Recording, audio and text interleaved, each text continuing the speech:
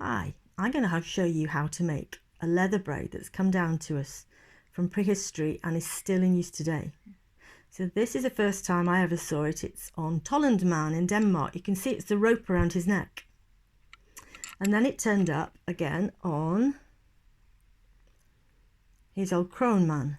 He was found in 2003. Can you see him with his arms? He was found in County Offaly in Era. And he's been conserved and he's in the National Museum in Dublin. And he's wearing a braided leather, a slit braided leather armlet around his left arm, exactly like Tollund Man's. Here it is. And you can see that that's got it's got some bronze fittings that are clearly made from scrap. I don't know if you can see there's an empty rivet hole and sort of discontinuous pattern. There's 4 little fittings around it. And it's quite tightly braided, and the investigations that were done on it, they found it was full thickness cow skin, so it's quite chunky. So I'm going to show you how to make this little braid, which is actually surprisingly easy. So first of all, you need some strips of leather. You can make it in felt. It's the only textile you can really make it in. It doesn't really work in woven textile. But you can see I've got narrow strips here, not quite as narrow as old Croghan Man's, which are only about 4 to 6 millimeters wide. But you can do it in various widths, and it get different effects really. And you can just about see there the slits I've cut down through it, and the length isn't massively important. What is important is that they're only about 2 to 3 millimeters apart. They're very close, which means you've got to be very accurate when you're cutting them, because if you get one running into the next, that's your strip ruined. And also if you sky off the side, that's your strip ruined. So just take a bit of care. And then I should put in a plea for health and safety actually at this stage, because it's cutting leather is going to involve sharp knives. So I use a cutting mat, and there goes the tripod. I use a cutting mat and a Stanley knife, and the safest way to do this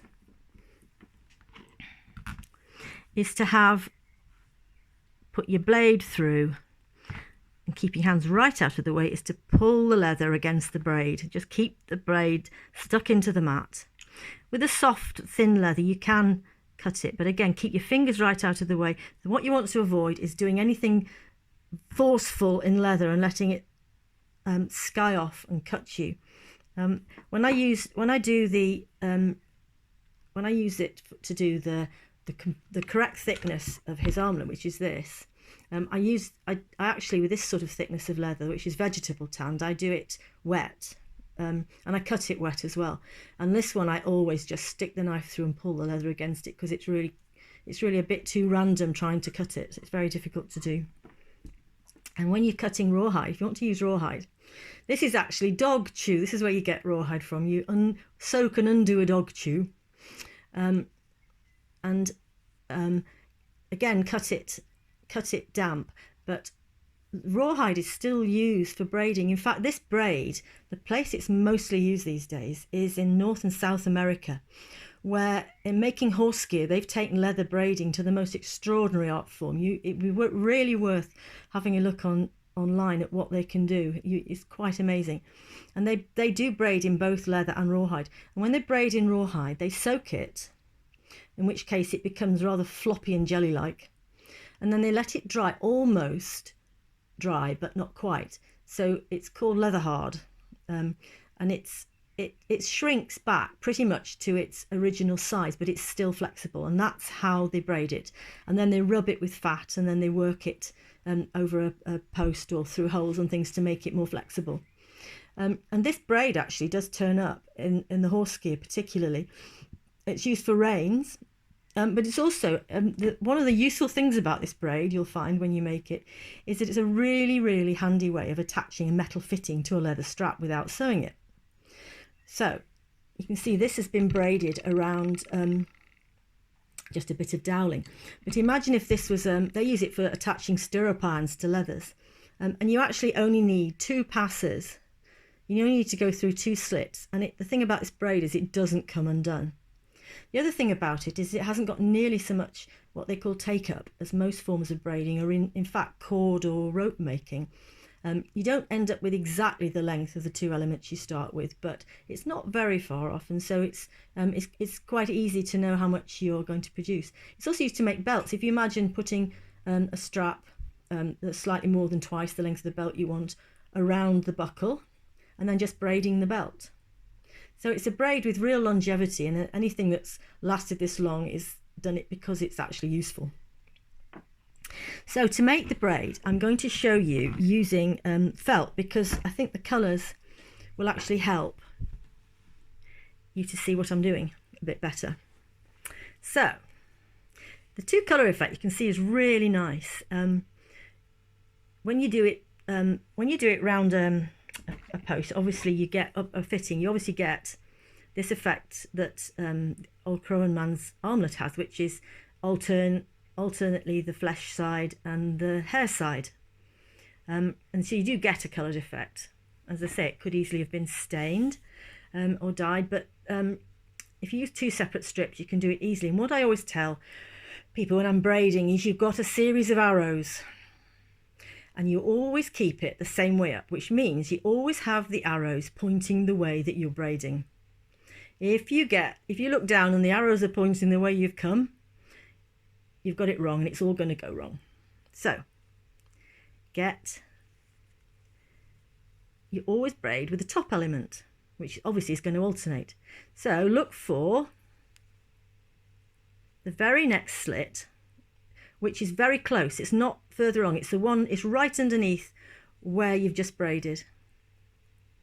And then get hold of the tip, pull it through.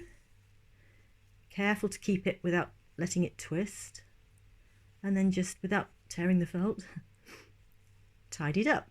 So now you've got the other one on top, so you've got the other colour on top. So once again, look for the nearest slit, the one that's right underneath. There it is. Put the point through. Thumbnails are a great help here. So don't bite your nails, children, if you want to braid. Pull it through. There we go. And then tidy it up. And continue until you run out of strap. And as I say, you don't need to finish off the end because it never ever comes undone. There. I'll show you in the skin, and you'll see that the leather, you can see that actually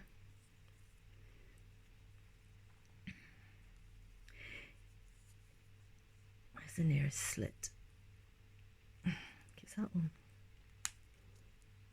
It is. So I'm going to put my thing through. It's much more difficult in the harder material. Get hold of it, pull it through. This is a really nice braid to do with even quite young children. Older children pick it up really fast. I want to do it with really young children, and I've done it with children who are with learning difficulties and disabled, and they all enjoy it because you can get the point through the hole for them, and then let them do all the pulling through and getting it into place, and then you make the braid together, and it always seems to enjoy it. Whenever I do this with the public at St Wagons or somewhere like that, it's always hugely popular. I always make sure the strips are long enough that people can make something that they can make into a bracelet. You know, they can sew a bead on at the end when they get home and actually make something out of it. And people seem to really enjoy this braid, and I hope you do too.